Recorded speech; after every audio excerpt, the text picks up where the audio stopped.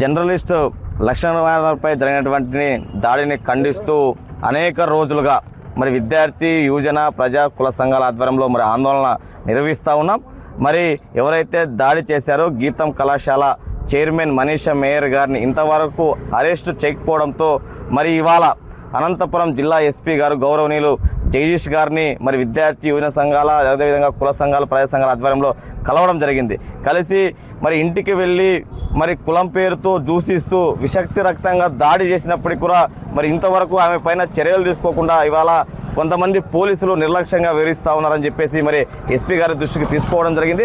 SP గారు కూడా మరి సానుకూలంగా స్పందించి ఏదైతే మరి రాజ్యాంగబద్ధంగా చట్టబద్ధంగా మరి ఇవాళ ఆమె పైన ఎంక్వైరీ చేస్తాం. ఎంక్వైరీ చేసి ఎక్కడైతే దాడికి పాల్పడ్డారో ఎవరైతే దాడి చేశారో వాళ్ళందరిపైన కూడా రాజ్యాంగబద్ధంగా చట్టబద్ధంగా చర్యలు తీసుకుంటామని చెప్పేసి హామీ ఇవ్వడం జరిగింది. మరి ఏదైతే మరి ఇవాళ కొన్ని రోజులు గడుస్తూ ఉంది మరి గీతం కళాశాలలో అనేక సందర్భాలుగా మరి అవినీతి అక్రమాలు జరిగాయని చెప్పేసి అనేక మంది ఇవాళ చెప్తా ఉన్నారు. అయినప్పటికీ కూడా జిల్లాలో ఉన్నటువంటి ఆర్ఏఓ గారు స్పందించకుండా కనీసం అంటే ఆ కళాశాలకు వెళ్ళి కొన్ని కోర్సుల పేరుతో వివిధ లక్షల వేల రూపాయలు వసూలు చేస్తూ ఉన్నారు. వాటిపైన చర్యలు తీసుకోండి అని చెప్పేసి మరి ఆర్ఏఓ గారికి తెలియజేసినప్పటికీ కూడా ఇంతవరకు స్పందించకుండా ఆర్ఏఓ గారు గీతం కళాశాలకు కొమ్ము కాస్తా ఉన్నారు.